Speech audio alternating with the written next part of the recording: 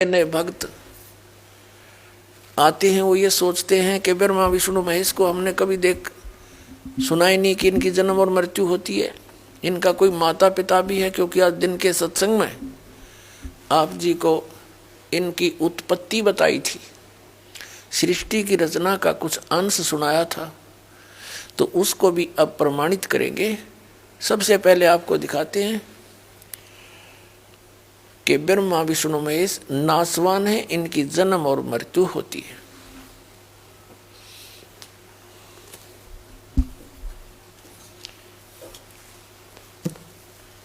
पुण्यात्माओं, ये वही सदग्रंथ हैं जिनको प्रत्येक हिंदू धर्म के श्रद्धालु जो भगवान की भक्ति में विश्वास रखते हैं, सबके घर विद्वान हैं।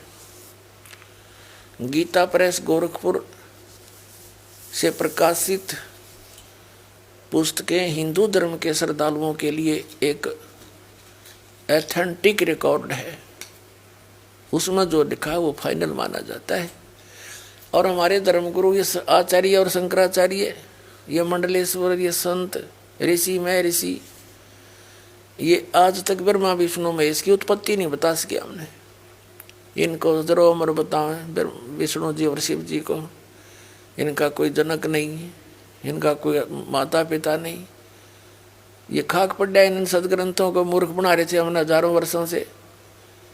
अपना जीवन नाश किया, हमारे सारे पूर्वज भूत बनवा दिए, फिर उनके श्राद्ध निकलवाएं, शास्त्र विरुद्ध साधना करवाएं और आने वालों को भी नरक में ही ले जाते हैं। अब आपको दिखाते हैं ब्रह्मा विष्णु महेश की उन्हीं की जीवनी में क्या स्थिति है, देखिएगा। श्रीमद् भगवत श्रीमद् देवी भागवत यानी देवी पुराण, गीता प्रेस गोरखपुर से प्रकाशित।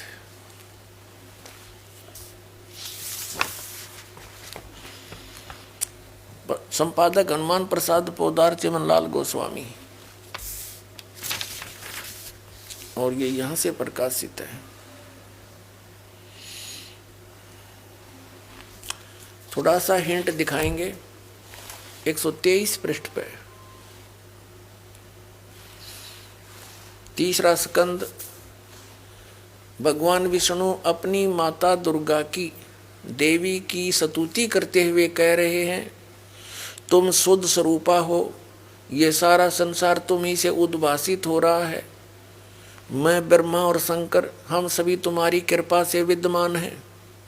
हमारा आविर्भाव यानी जन्म और तिरोभाव माने मृत्यु हुआ करता है।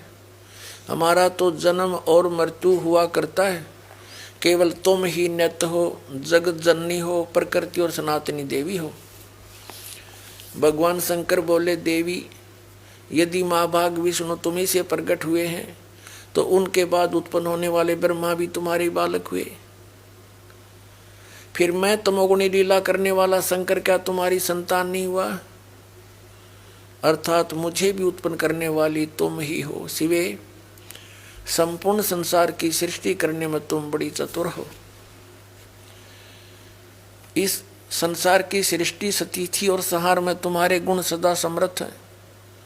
उन्हीं तीनों गुणों से उत्पन्न हम ब्रह्मा विष्णु एवं शंकर नियमानुसार कार्य में तत्पर रहते हैं।